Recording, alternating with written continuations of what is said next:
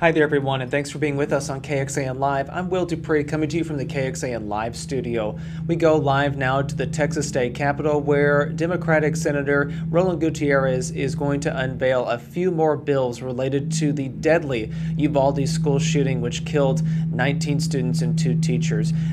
We are under the understanding that the bills will pertain to the state's gun laws. Let's take a listen as that news conference gets underway, and you'll hear from a couple of more Democratic state lawmakers there at the Texas State Capitol. But again, you're listening in to a live news conference happening at the Texas Capitol about legislation filed related to that deadly mass shooting in Uvalde, Texas.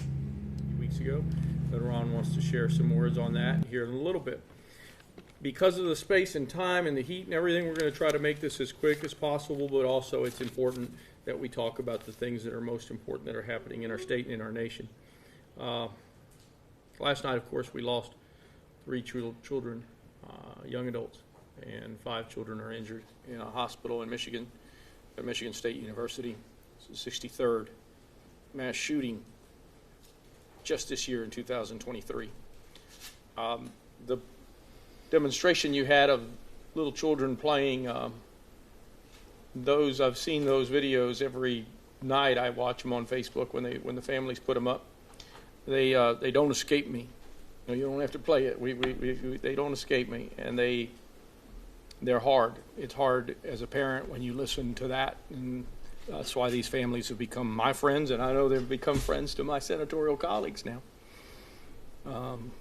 It's hard. I'll tell you this. It's very hard, and it really is high time we do something. The 3 children that passed away yesterday, if you look at their images, these young adults are sophomores in college, so you could imagine 2 of them are 19 years old, just 8 years older than the children that died in Uvalde, full of hopes, ambitions, and dreams, and all shot down in an instant because we and other states across this nation and other federal congressmen and senators can't get our act together. We've been pushing for common sense gun safety solutions for a very long time, and Republicans in the state of Texas and throughout these United States have failed to do so. But you also have to talk about it when they do the right things. It is today the 5th anniversary of Parkland shooting in Florida. And you had a Republican-controlled Senate and House and governor, and that in 23 days had massive gun safety solutions. I'm not talking about a bill to just raise the age limit. They did that. They did extreme risk protective orders. They did domestic violence protections. They did sundry pieces of legislation. It took them 23 days to do the right thing. And unfortunately, we have leadership here that would rather talk about trivial things than what matters most to us, which is our children. And so the solutions that we talk about here are nonpartisan. They're common sense gun violence. It is high time we do something.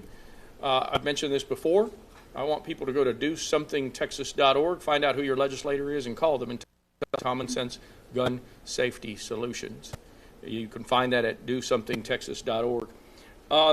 May 18th is also the 5-year anniversary of the Santa Fe shooting, and we do have some families from Santa Fe that are going to mention a few things today that are some of the bills that we have put forward. I have told you already that we've talked about raising the age limit. The governor is wrong. It is not unconstitutional. 18 states have age limits. The Fifth Circuit Court of Appeals have said that age limits are appropriate. The United States Supreme Court says that age limits are appropriate. It is false and inaccurate to say that it is unconstitutional because a district court judge in Dallas enjoined the state of Texas. It is wrong. They know it's wrong. Indeed, Steve McCraw has made this state even more dangerous by failing to appeal that case. He is the client of the Attorney General, and they both chose not to appeal that case up to the Fifth Circuit, knowing that the Fifth Circuit already had a decision that protected our interest in that regard. But that's where we are. And so Senate Bill 145 is the bill that amends Texas Penal Code to outlaw the sale of any firearms, including long guns, to any person other than 21 years of age, raising the age from 18 years old. we have Senate Bill 912 before you. Again, as we did last session, all of the bills can be found scanning the QR code at the bottom of the information sheet that was given to you. The safe storage requirements, this is specifically one of the issues that has been brought up by Rosie Yanes. Where's Rosie? There she is. Rosie is Chris Stone's mom. Chris was a little boy in Santa Fe who saved his colleagues, who all hid in a closet, and that closet door was not as strong as it needed to be. Chris stood by that door so that gunman could not have access to the other people in that closet, and Chris lost his life. As you all know, in the Santa Fe case, that young man grabbed the guns from his parents' closets or wherever they were. There's easy access to them. So Senate Bill 912 seeks to amend language in the Texas Penal Code to expand safe storage requirements for firearms. It requires that all firearms be properly secured, not just those that deem to be accessible children. Increases the penalty for those in violation from a Class C misdemeanor to a Class A misdemeanor. We have Senate Bill 914, which is an ammunition purchasing requirement, which requires the identification for the purpose of ammunition and makes it a Class A misdemeanor to knowingly sell ammunition to any person other than 18 years of age. We'll be expanding on that piece of legislation to mirror the settlement that was reached by the Santa Fe families with the ammo supplier. And we'll have Scott Rice, who is the husband of Flo Rice. Flo is with us here today. She was a teacher that was shot and almost lost her life in Santa Fe. These are things that should be codified in law. These are simple things and simple solutions that make it safer for all Texans. We'll have Senate Bill 911, which is our bulk ammo database. We've talked about this before. If you buy a Sudafed at the Walgreens, your information goes into a database. We should have the same requirements for ammunition. We should know when a young kid goes off and buys a bunch of ammo. We should know the quantity of that ammo. We should know who this person is. And when a kid buys over 900 rounds of ammunition, and then he buys another 1,600 rounds of ammunition online, somehow that significance of that moment should ring true in somebody's registry somewhere, right? Someone's database somewhere. Law enforcement should say, we have to go talk to this young man quickly. And so that's what Senate Bill 911 is about. Liability insurance for firearms, and Senate Bill 913 requires every firearm owner to maintain liability insurance for property damage, bodily injury, or death that occurs with their firearm. There's exceptions for members of the U.S. Armed Forces and peace officers. This legislation will require firearm owners to maintain liability insurance for any property damage of up to $50,000, bodily harm or loss of life of up to $100,000 caused by their firearm. This, too, is a piece of legislation that is inspired by Rosie Yanes and Chris Stone, Stone's Law. We will be amending those pieces of legislation to mirror some of the protections that Rosie wanted over the next couple of weeks. Lastly, firearm owners must provide insurance or proof of insurance upon request by law enforcement officials. Failure to comply or falsify an insurance card will result in additional fines ranging from $100 to $1,000. Again, all of these things are done to make our communities safer. Not any of these things seek to take anyone's guns away. It is important that the governor, the lieutenant governor, and the Speaker of the House understand that we have to do the minimum here. It is important that the Republicans in this building understand that we have to do something to make it harder for this to happen. That remains to be seen. We come back session after session, promises are made, and promises are not kept.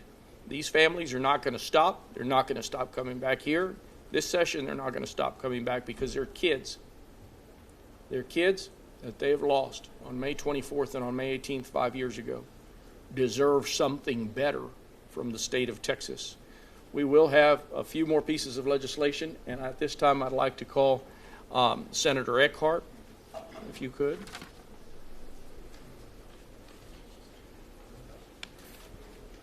Thank you so much, and thank you for letting me stand in front of you. I stand squarely behind you. Thank you very much for coming again and again and again. Once again, we're gathered. Just last night, students at Michigan State University were victims of a senseless shooting. One of those survivors is a survivor of the Sandy Hook shooting 10 years ago.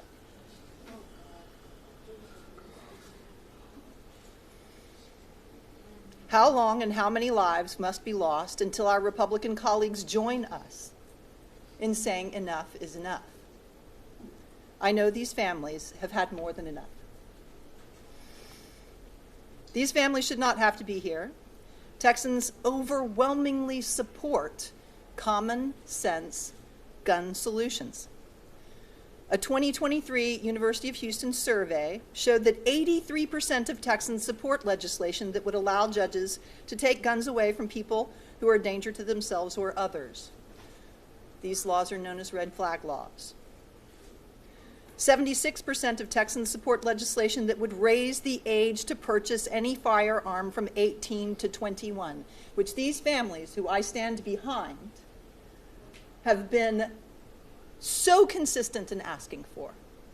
It's the least that we could do. No one should have to endure what these families are enduring. In addition to their traumatic experiences, guns are the leading cause of death among children and teens in Texas. In Texas, an average of 372 children and teens die by guns every year. More than 600 American women are shot to death by an intimate partner every year. That's one woman's life every 14 hours. Nearly 1 million women alive today report being shot or shot at by an intimate partner. In 2020, almost 25,000 people shot themselves to death. Too easy to obtain Texas guns are flowing into Mexico, arming criminal syndicates. The U.S. is the source of most guns seized by Mexican authorities. And 40% of those U.S. guns seized are traced to Texas. State government has an obligation to these families and to every Texas family to balance the right to bear arms with the right to be safe in our homes, schools, and communities. My colleagues and I have proposed solutions. Some are obvious and should pass easily given their broad bipartisan support among most Texans. I have signed on to some of my colleagues' bills, and we are working on additional solutions to protect Texans and prevent more deaths. 3 bills I've filed so far include Senate Bill 205, allowing colleges and universities to set their own policies on handguns on campus, including prohibiting guns on campus. 69% of Texans support legislation allowing public institutions of higher education to ban handguns on campuses. I've also filed Senate Bill 360, closing the gun show loophole by requiring every gun transaction to check the background of the purchaser for documented criminal convictions, mental instability, and appropriate age. 86% of Texans support legislation that would require criminal background checks on all gun transfers. And I've also filed Senate Bill 405, requiring the owner of a lost or stolen firearm to report the loss or theft to law enforcement. Responsible gun ownership requires securing your weapon at all times and reporting when the firearm goes missing. The numbers speak for themselves, and if our colleagues choose not to listen, the people of Texas should go, tell me that website again? DoSomethingTexas.org. Go to DoSomethingTexas.org because the people of Texas should consider electing people who will listen to them.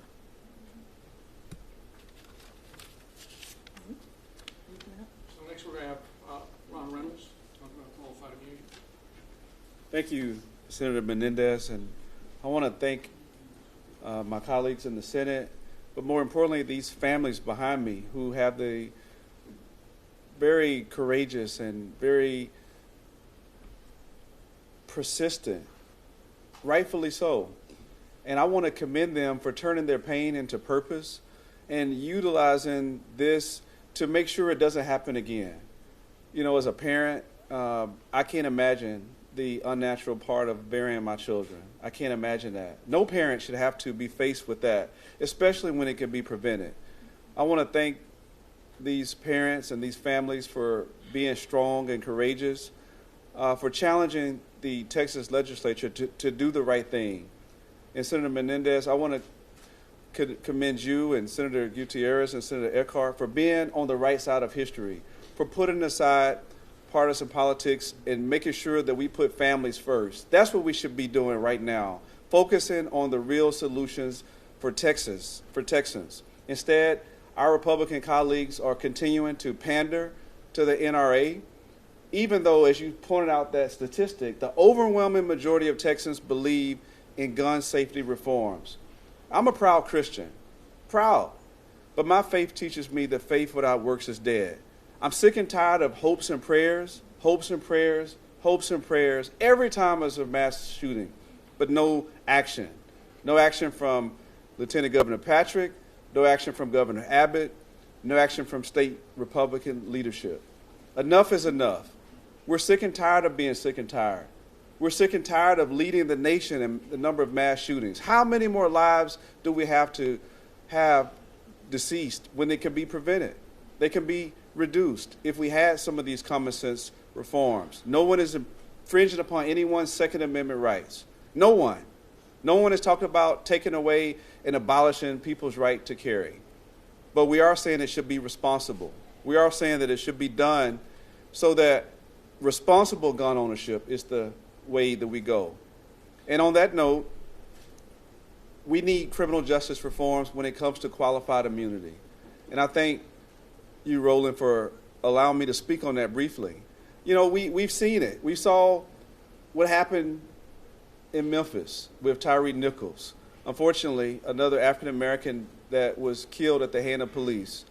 We saw it, and we had a national outcry when George Floyd, who hails from Texas, was killed in Minnesota, in Minneapolis. And we saw a movement that we haven't seen since the 60s, where people from all over the country were marching and protesting and demanding accountability. And we had some success from the Congressional Black Caucus in the House, but unfortunately, because of the Senate filibuster, they weren't able to pass federal legislation. At the state level, we were able to get a few bills passed, like banning chokeholds, a duty to intervene, but qualified immunity, unfortunately, was not one of the bills that we were able to pass. Qualified immunity was a construct of the Supreme Court. There was no law passed granting qualified immunity. It was the U.S. Supreme Court through case law in 1960. And ever since then, police officers have been able to avoid accountability, even when they were wrong, time and time again. And so we talk about no one is above the law. Even the President of the United States, we were talking about holding former President Donald Trump accountable for his actions, for January 6th and elections and anything else. If any one of us do something, guess what? We'll be held accountable. Any one of us, as it should be. Well, the same standard should apply to police officers. They should not be immune from any accountability or liability, but as it stands, they are.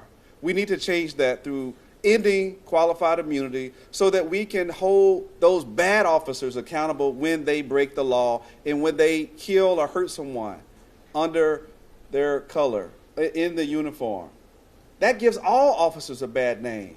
Now, if you're an officer, that you're doing your job and unfortunately someone gets hurt, then this doesn't necessarily apply to you. It applies to you when you do something intentionally violating someone's constitutional rights. They should be able to have a remedy, just like they would if there was anyone else. So qualified immunity will help in some of the distrust in communities of color, particularly black and brown communities, from being able to hold officers accountable. So we're going to work with these senators here in the House and the Senate, and we join our colleagues in the House in demanding our Republican colleagues put people first and stop the partisan politics and make sure we get some of these criminal justice reform passed this session. We can't keep kicking the can down the road. Thank you, and may God continue to bless these families and our nation as we heal from too many acts of senseless gun violence. Thank you. So I want to call up Senator Menendez he had a very good idea. He's going to introduce it right now on a piece of legislation. And then we've got 3 family members, and then we'll conclude. Thank you, Senator Gutierrez. Good afternoon, everyone. I want to thank you, Senator, for having these weekly press conferences to keep the subject at the forefront. I want to thank the families for being here, for sharing your pain, your experiences with all of us. I can't imagine the courage that it takes to be able to go on after such a loss. I'm so sorry. You are very brave. Folks, what you've heard is the frustration that common sense gun legislation is long overdue. It's long overdue that the legislature stop listening to special interest and listen to their constituents. Listen to the people who have suffered the loss. These families have to deal with the consequences not only when the shooting occurs, but the long-term effects that these shootings have on them and their whole families and the community. You think Uvalde will ever be the same? The children of Uvalde? You know, we know that mass shooting took 19 lives of children and the 2 teachers. But you know, too many times these mass shooters target specific groups for specific reasons. Let us not forget the shooter who traveled hundreds of miles to a Walmart in El Paso because, as he wrote in his manifesto, he wanted to go and shoot Mexicans. Without action, these horrific events will continue to happen, as we've described what happened last night at Michigan State University, and as you've heard my colleagues state before, because this is the sad part. This is where everybody gets tripped up. The goal here is not to limit your freedom to bear arms. No one has said anything about taking your gun. The goal is to have safeguards in place with accountability and cooperation with law enforcement in order to address the increasing gun-related violence across our nation. We must do everything that we can so we can never, ever have parents suffer the grief that the parents who are suffering behind us. You know, we're not the first state to try to do this, or the 15th state to try to do this. Many other states have taken common sense measures to regulate the use of firearms. We're seeking for reasonable interventions to curb the violence, but we need collaboration. This should not be a partisan issue. This is a public safety issue. If we were talking about drunk drivers, nobody would be having to say Republican or Democrat. If we were talking about a pandemic, we wouldn't be having to talk about this. I don't understand why members from both sides of the aisle cannot come together in the best interest of their constituents. So that today I filed a bill that's going to add just another safeguard. So let's say you don't feel that we should raise the age limit from 18 to 21, as I think we should. Let's say you don't see that as a plausible, reasonable thing to do. What the bill says that I filed is if anyone under 21 goes to buy a weapon, put a 30-day waiting period. You know, a 30-day waiting period. So that someone could go check on who this person is. Look them up. If they're buying a shotgun to go, bird shooting in South Texas, great, have a good time. But if they're buying 900 rounds in addition to the AR-15, what's going on here? The vast majority of the shooters that have committed these crimes are under the age of 21. Why can't we have this common sense? Folks, this isn't the only area where we make distinctions in people of age. In this state, we have different, for your age, we have different abilities and practices and privileges when you drive a car. Everybody knows that. Between 16 and 18, you have a different capacity in the way you can use your car and your license. So this is nothing new.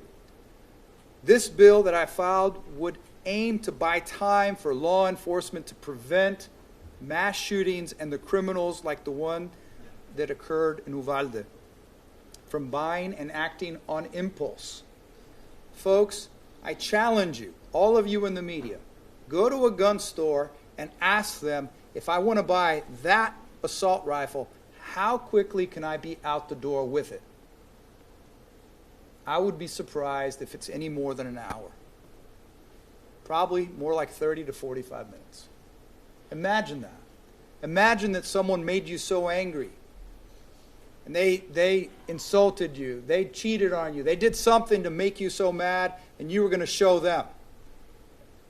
In less than an hour, you could have a weapon of war, you could have an assault rifle, and you could be ready to use it.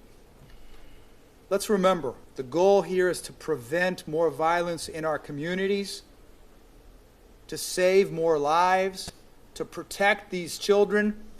The thing that gets to me is these children that were taken, their lives were cut down. And all the children in our schools, they don't know or care what political party they want to be. They want to enjoy their childhood. They want to have an opportunity to decide for themselves what their life is going to be like. It's time that we bring justice to every child who is no longer with us and the families who grieve them. Thank you.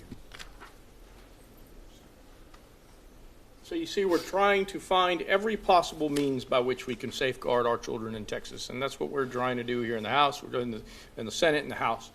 Next, you're going to hear from a wonderful young lady, Jasmine Cáceres, who lost her little sister, Jackie, and her parents are here as well. Jackie went out of that school, and she had a pulse. Imagine if the cops had gone in there in 12 minutes or 13 minutes. I've talked to people in this building that say that the Department of Public Safety wasn't at fault.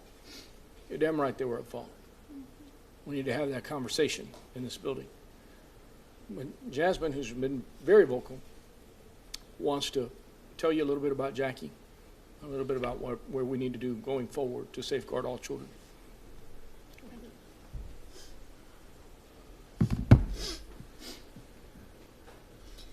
Please, there are people in here, they're bleeding, and they're going to die. And 911 operator replies, stay quiet. Please hurry, there's a lot of dead bodies. And 911 operator replies, be quiet. The first 911 call took place 5 years ago today at a high school in Parkland, Florida, where 17 people were killed.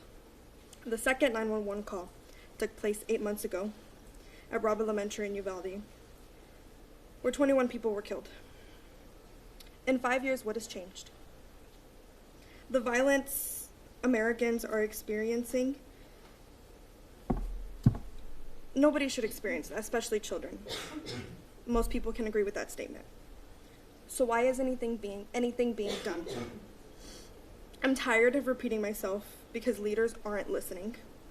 I can go on about gun safety as I usually do, but because of yesterday's news, I'm frustrated, I'm angry, so my speech is going to be very short.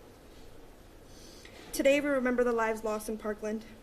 Then tonight we'll learn the names of the lives lost at Michigan State University. Thank you.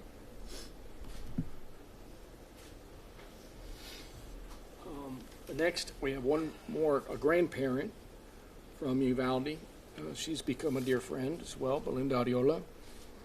ABC did a story last night, the national news, a 38-minute expose on this thing, and it showed a little girl named Chloe Torres. Chloe is this beautiful little red-headed girl. She's alive and well, thank God. Chloe covered herself in blood to make it look like she had not been, like she was injured. She was the young lady one of the young ladies that was calling the police the whole time. Chloe, I've seen all these videos, as you know. Chloe was on a bus because you couldn't get ambulances into the scene. She was on a bus asking for this little girl. She asked the police, the trooper, she says, "Where's A. Marie?" A. Marie didn't make it, did she?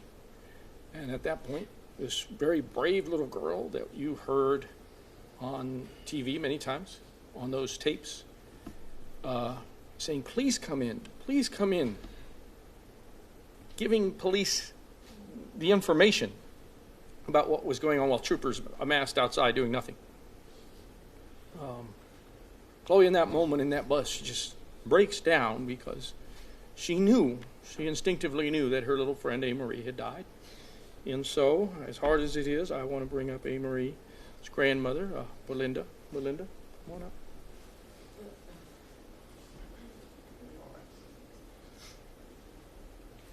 Hi, my name is Belinda Ariola, and I am Amy Joe's step grandmother. Amy Joe was a sweet little girl. She had a heart of gold. She loved to draw. She loved to play with clay. She had a dream of being an art teacher. She didn't know where she wanted to go to school, but she wanted to be an art teacher when she got older. But of course, as we all know, that was cut short. She won an award from the Girl Scouts because she was a Girl Scout. So she won a bravery award, and she was the first Hispanic girl to win that bravery award for being shot for calling 911. The gunman shot her as she reached for her phone to call 911. I'm here today because for a long time, Texas lawmakers have placed more value on guns than people.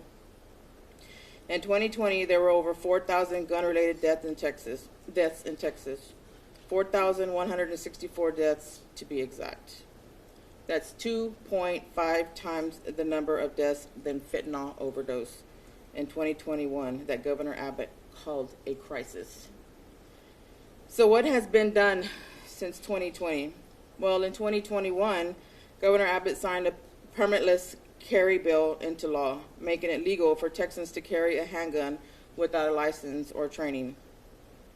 9 months later, my granddaughter and 18 of her classmates and 2 teachers were murdered in their classrooms.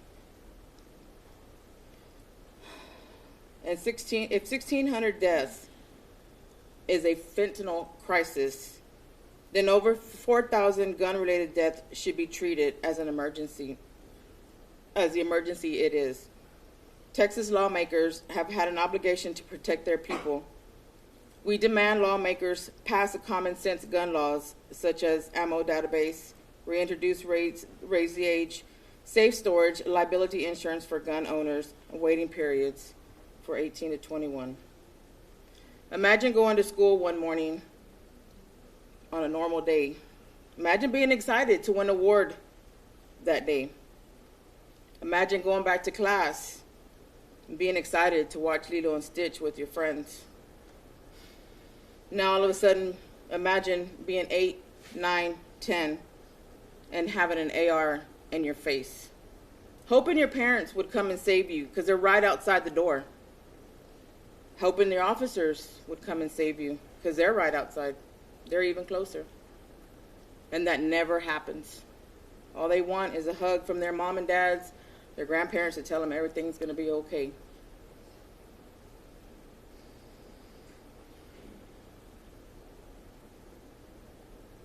And then bam, that 8, 9, 10-year-old is shot in the face, in the body, in the torsos, wherever.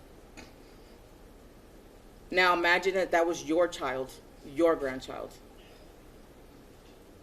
No one is immune to a bullet, regardless of age, race, or political party. Nobody should endure the life-altering grief of losing a family member to gun violence, especially not their child or grandchild. Stop thinking like a politician and start thinking like a parent. Thank you. It's hot. We've got one last parent to come up. It's actually a husband. Flo Rice was shot in Santa Fe in the midsection. She has a titanium femur. She is a hero. was there trying to protect children. We did not forget this mass shooting that occurred near the Houston area. And these Santa Fe families have been brave for so many years, coming up here and asking for something to be done. And it's simply the few bills that have come up, Senate Bill 11, it's just not enough. We need to do a lot more. And so Scott Rice is going to come up here and tell us a little bit about some of the legislation that we're filing today, but more importantly, about the lawsuit that they entered into and the settlement they entered into with an ammo supplier. So they came up with some resolutions that are going to be beneficial. We need to put these resolutions in statute, and that's what we aim to do. So, Scott, come on. Thank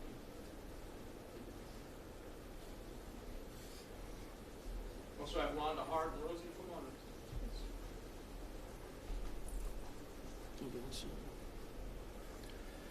Thank you, Senator. This is not very easy. I don't have a prepared speech. I wasn't prepared to do this, but I can speak from my heart. It's very hard to be here nearly 5 years later, since May 18, 2018. Flo was shot 6 times at Santa Fe High School. Rhonda and Rosie lost their children. We've been coming here for 5 years advocating for change. We've worked with the governor, lieutenant governor, and our legislators on SB 11, and a lot of the wording in it was directly from her experience. So this is personal to us. They promised us Uvalde would not happen. They said they had fixed the problems. And when Uvalde happened, it broke us. So the senator asked me to speak about a lawsuit that we filed. Rosie brought the lawsuit originally, and we all teamed in with her. And our wonderful lawyer, Clint McGuire, was able to sue Lucky Gunner, which is the gun ammunition company that supplied our shooter at 17 years old with online ammunition without an ID, and he used a gift card. So there's no way to verify that he's old enough to have this ammo in his possession, which is federal crime, or buy it. But in the state of Texas, you have to check a box online that says, I'm good. I'm 18. I'm 21, whatever. You could be 12, 11, 10, it doesn't matter. And then it's shipped indiscriminately to your door, and it sits there for anybody else to pick up that could be 5, 6, 7 years old, seeing the package on the floor. So we just settled our lawsuit last week, and Lucky Gunner has agreed to age verify in all 50 states all ammunition sales at 21 years old. We feel this is groundbreaking, okay? This has never been done before. When you go up against these large ammo and gun companies, they fight you. Like in Aurora, they try to ruin your lives and take everything from you. They sue you if you go up against them. So we're extremely happy and proud to be able to say that, and that we want our governor, our lieutenant governor, and our legislators to listen and to make this a law in Texas, that it's mandatory that you age verify ammunition.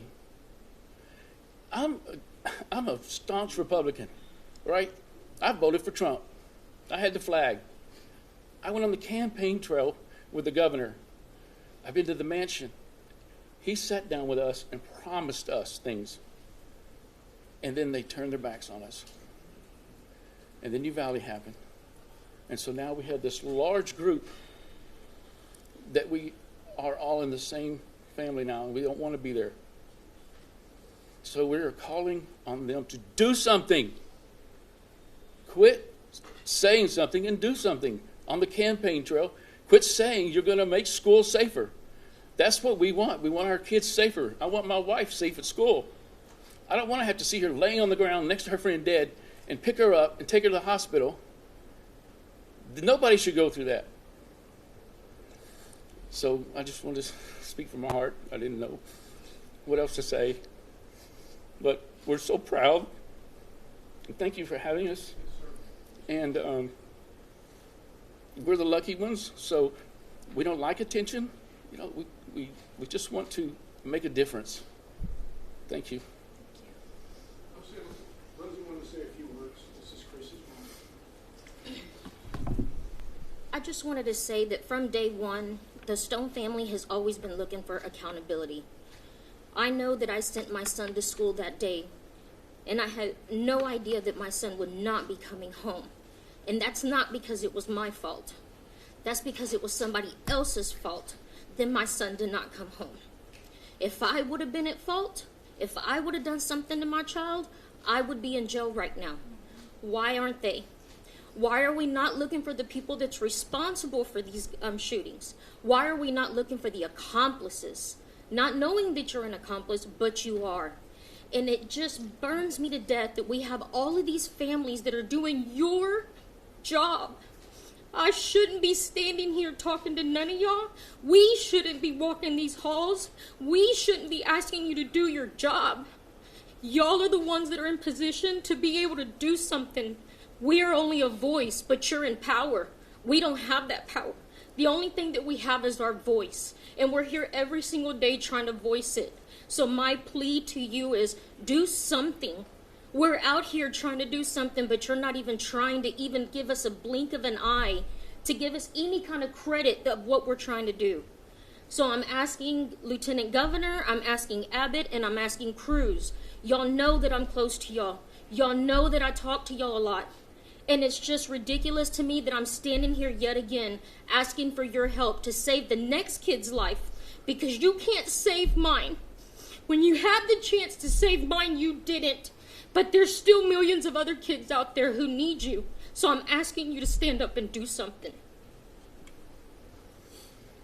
Anybody have any questions for Lauren? I've got one for Mr. Rice, if I may. You had mentioned that you were a Republican, you flew the Trump flag and all of that. Could you kind of explain how you came to meet these lawmakers who are not of your party, and whether you, as a Republican, can reach out to the other side of the aisle and maybe bridge the divide that's I try every day, just like Senator Gutierrez, and we went to dinner last night, and we have so much in common. You know, gun laws, we have so much common ground that we should be, talking about, not the stuff that, the Second Amendment's off the table, right? For everybody, it's never going to be changed. So why don't we just talk about something else? And I have a lot of friends that are in the Republican side, on the Senate and in the House here, and I'm just appalled that we can't step across the aisle and get something done, because it's not a Democrat or Republican issue, right? It's just right and wrong. I have a question from Mr. Gutierrez, if you can respond in English and Spanish.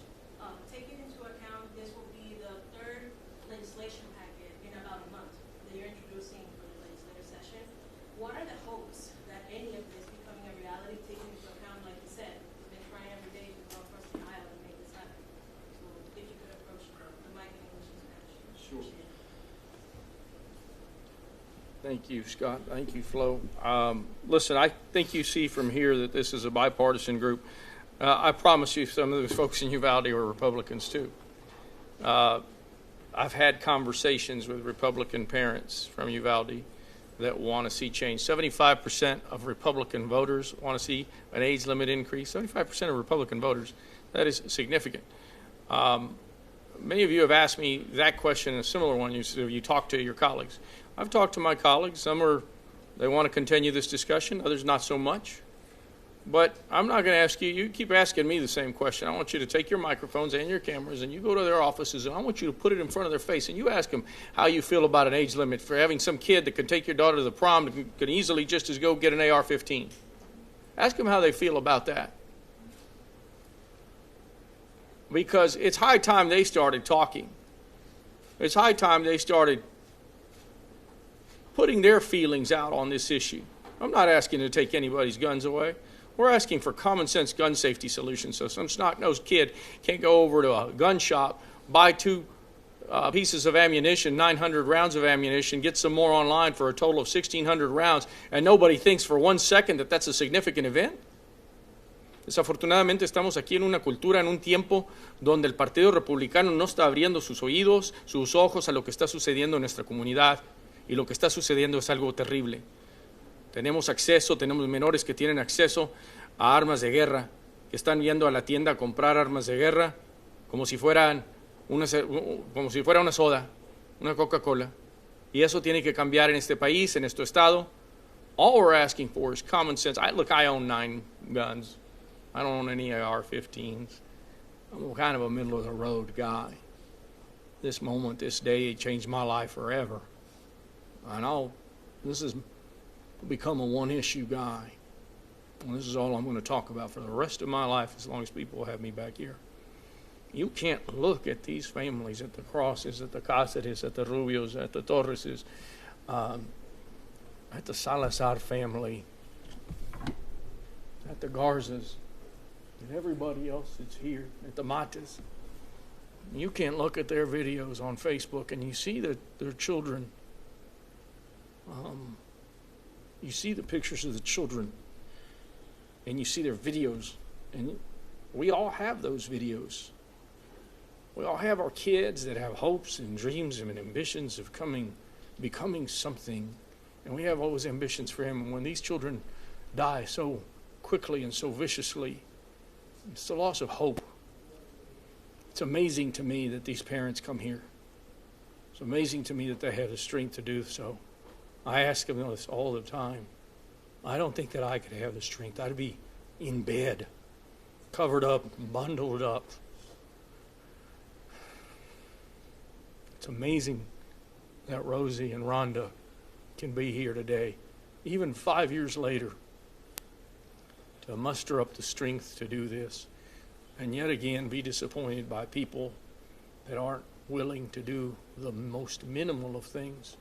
And today you heard an awesome piece of legislation that says, okay, I believe that you should have an age increase, but if you don't do that, have an age waiting period for 18 and 19 and 20-year-olds. Senator Menendez bill. Do something for God's sakes. Any other questions? Bill, can I add something quickly to that? I just want to add something really quickly to that. I thought about it when you were speaking. You know, we came together in a bipartisan manner to raise the age to purchase cigarettes a few sessions ago from 18 to 21. Bipartisan. It was great for public health. Many moons ago, we raised the age in a bipartisan way to purchase alcohol from 18 to 21. Why is it that we cannot, in a bipartisan way, come together to help save lives, to reduce the number of gun violence in a bipartisan way? I can tell you, I can't speak for the Senate, but in the House, I haven't heard any appetite for raising the age or really any common sense gun reform. So we have to get serious, because this is serious. Lives are impacted every day. And I routinely challenge my colleagues on the other side of the aisle to do the right thing. And truthfully, many of them want to privately, but publicly, they won't do it because they know that there's going to be repercussions potentially in a primary, and they're more afraid of that than facing these families. That unfortunately is the honest to God's truth. They say, yeah, I know we should. I know I have a daughter here in Austin, 19, UT Austin. There's no way in hell I would let her buy a assault rifle. Now she's responsible. She's an honor student, future doctor, whatever, but she's not capable to handle that kind of weapon of mass destruction. Why can't we come together in a bipartisan way? That's something, again, the media should be asking. I'm glad that Roland, that you phrased it that way, because we're ready to stand up and work across the aisle to get this done, just like we did for alcohol and cigarettes. Now it's time to come together to help save lives when it comes to guns. Before I go on, I want to acknowledge the Duran sisters. They lost their sister Irma, a teacher, bravely protected her children, just like this woman over here that survived Santa Fe, protecting her children from the shooter. As you know, we've seen a lot of this. Irma Garcia shielded several babies, and unfortunately all her and the children that were lying beneath her all succumbed. And so these people, they want to see change, absolutely. Yes, ma'am. Senator, you mentioned that there are people in this building who have told you or who believe that DPS is not calling for this. Could you expand on how widespread that sentiment is? And I'm not going to tell you who it was, and I apologize. I mean, out of respect for that conversation, I'm not going to tell you who it was. But let's be very clear. Even DPS has acknowledged that they're at fault.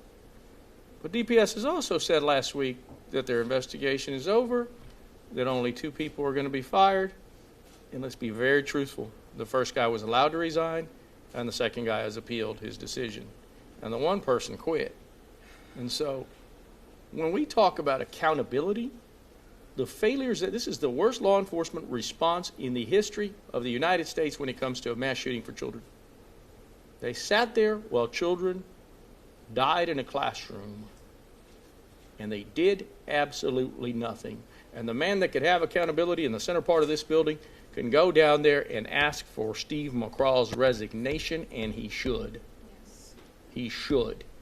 And Steve McCraw sits here to this day, and he has the audacity to withdraw his appeal, making this state even more dangerous because, and by the way, issuing a memo in December. I don't know if Allie's here.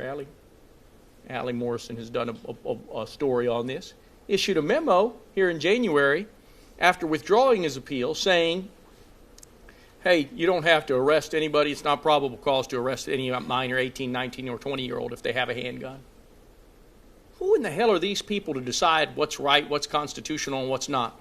The United States Supreme Court decides what's constitutional. The Fifth Circuit Court has already held that age limits are appropriate. And the fact that you wouldn't rely on a district court opinion and say, okay, that's okay, we're going to stop there, and the Attorney General isn't going to do his job to defend the laws of the state of Texas, that's a law that we passed on handguns. This governor's own office said that it is my job as Attorney General, when he was the Attorney General, to defend all of the laws of the state of Texas, even the ones that I don't like. And Ken Paxton and Steve McCraw made this state more dangerous. And that happened under everybody's noses a couple months ago. And that's the state of affairs of where we are right now. Anybody else? I have a question. Yes, ma'am. The governor's state of the state is coming up on Thursday. Have any of y'all been invited to attend that event? And do you have any expectation of whether he's going to discuss this issue, or have you had any conversations along those lines? Like we said before, we haven't been invited. He has not come in contact with any of the families since the last time he's been in Uvalde. Which was 3 months after the shooting. That is Ronnie Mata and Faith Mata, her daughter. Senator Gibbs. Yes, ma'am. Absolutely. Velma Duran, just eat them. I'm sorry. I know it's really hot in here, and I just have to speak about my sister.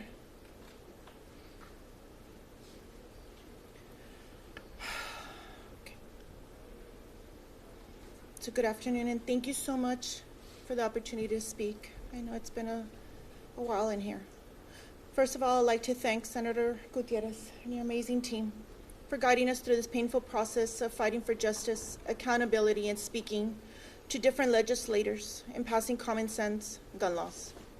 I also want to thank President Biden for stating that he will ban all assault weapons during the State of the Union. May God bless him, his family, and his team with the wisdom and Holy Spirit as he continues to care for all Americans. Today is a somber day, as it marks the 5th year anniversary of Parkland School Massacre. I remember briefly meeting Joaquin's mother in the restroom during my first Austin rally. My heart skipped a beat as I heard her words. I'm so sorry we didn't get to change these laws. Your loved ones could have been saved. How much death can America withhold before it passes common sense gun laws and just ban assault weapons, as it's a weapon of choice for these killers? Raising the age would be a great milestone. We all know that every law officer at Robb Elementary refused to enter my sister's classroom because they knew the mass destruction of this weapon. They waited 77 minutes for BORTAC to travel over 50 miles to stop the killing. Yet you continue to look away and loosen laws that can protect Americans, that can protect our children, protect our students. Let me tell you a little bit about what you took away from our family. My sister Irma Linda Garcia was a former Teacher of the Year at UCISD, mother of 4, dedicated wife of almost 25 years, hilarious sister who could turn your sadness into laughter with a crazy dance, and scrumptious food. Most importantly, she was a great listener, true friend, and her love for God radiated through her marriage to Joe. What a great loss. We lost both of them within days. At the end of the day, my lovely sister Irma, her dedicated colleague and friend Eva, all 19 precious children were massacred at Robb Elementary in Uvalde, Texas, with a legally purchased AR-15 by an 18-year-old who was known as a school shooter. The Ramos family, friends, neighbors, and the Uvalde school system failed to recognize and report his suspicious and malicious behavior. Till this day, no one has been incarcerated for their part in this atrocious systematic failure. As a matter of fact, many still hold their jobs, like former Robb principal Mandy Gutierrez, who now holds a job in Uvalde as the Assistant Director of Special Education Services. Isn't that a piercing slap on the face? Shauna Wolbert, the Vice Principal at Robb, is still the acting Vice Principal to these innocent Robb students who were put in such grave danger and carry the ever-growing trauma in their daily lives. My sister Irma had 11 innocent students who survived this incomprehensible mass shooting. They will forever have these gruesome images and smell of gun warfare, lifelong painful injuries, scars, and death planted in their memory. Take a second and visualize their horror. Their families will forever share in their child's never-ending trauma. How can you not stop this insanity? How horrific it must be for these parents to make tough decisions about their continued education in this small town of Uvalde. Can they afford to homeschool? Will their children have to continue their education in a virtual format, which is a complete failure, as my nieces experienced? Or will their parents have to send them back to school, where the same Vice Principal Wolbert at Robb Elementary failed to provide their children with protections expected in a school system that her contract as an educator is required?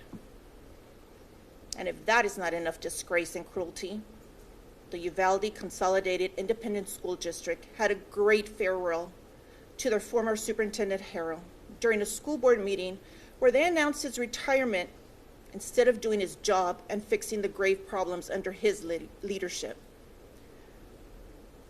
Uvalde Consolidated Independent School District paid the rest of his contract after this mass shooting, and Uvaldians gathered and sang the school song, Loyal and True, while the tormented families waited inside the boardroom.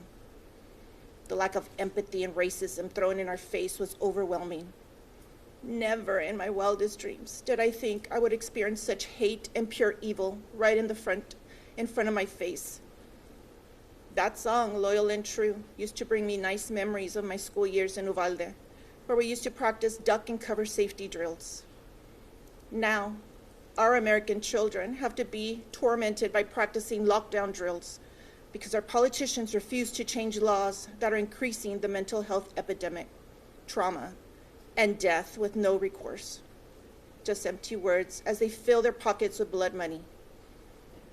What a shameful way to live in America, the land of the free, where there is supposed to be justice for all. However, we still await justice. Santa Fe still awaits justice. Parkland still awaits justice. And thousands of other families whose loved ones have a split second of remembrance still await justice. It amazes me how students have more common sense than these politicians who fail to put human lives first. How can we as teachers guide our students to practice responsibility, integrity, empathy, self-discipline, and love for one another when they see the world you are doing? God called us to love one another. As I saw the State of the Union packed with political leaders, I could easily see the hate and ugliness that is killing our communities neighbors, children, families, and creating a larger mental illness in America. I was deeply disturbed by the assault weapon pin worn by several Republicans who pray. I thought about what John Lewis' philosophy was. When you see something that is not right, not fair, not just, you have a moral obligation to say something, do something, speak up. That is why my sister Marisa and I will continue to fight the fight in God's name. May God bless you all, your families, as we continue to play this Russian roulette way of life. This just can't be. This just can't continue to be the American way of living. We must change the ref. Thank you for your patience. Okay, guys, I want to thank you all very much. If you want, families will be outside in the hallway if they wish for some individuals. If anybody has any specific questions for the senators, they'll be outside in the hallway as well. Thank you very much.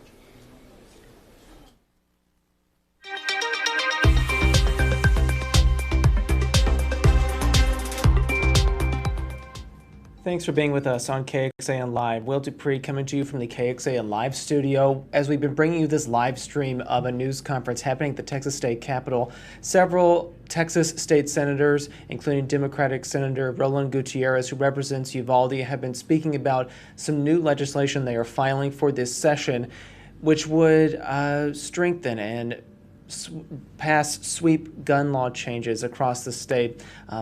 We are working on a story for our evening newscast right now, collecting some of the opinions and insight from people who do not agree with the lawmakers and the families that you see right here. Our colleague Monica Madden will bring us that story this evening on KXAN News, so please stay with us and check out our web story at kxan.com for the latest reaction to these proposals.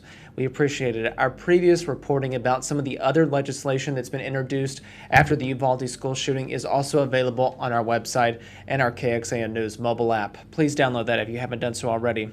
Thank you all again for watching here this afternoon. I'm Will Dupree in the KXAN Live studio. We'll see you back here another time. Hope you all stay safe and healthy out there. Take care.